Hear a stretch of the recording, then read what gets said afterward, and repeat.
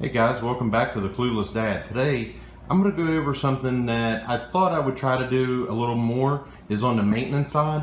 So as you can see in front of me, these boxes are for Briggs & Stratton motors. So engines. So if you have a Vanguard or any Briggs & Stratton, you can go to your dealer and pick one of these tune-up kits up.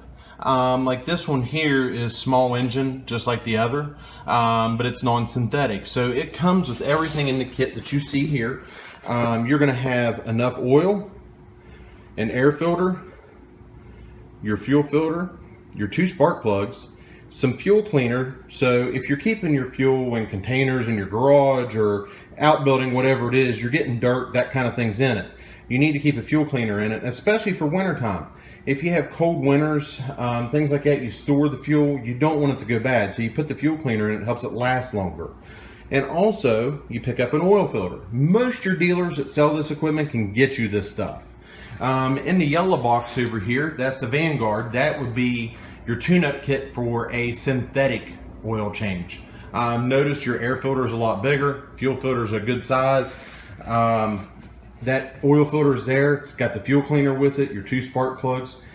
Enough synthetic oil to do that tune-up to this tractor.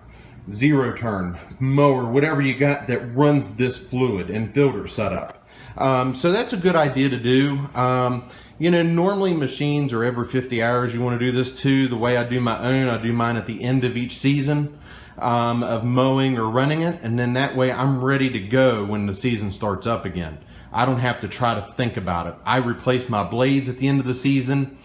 So I have 2 sets of blades for my mower. I'll keep one back that are sharpened, and the ones at the end of the year, I'll replace them with the new ones that are sharpened and have those others sharpened, which I'm going to do some later videos on that, how to sharpen blades. It's really easy to do at home.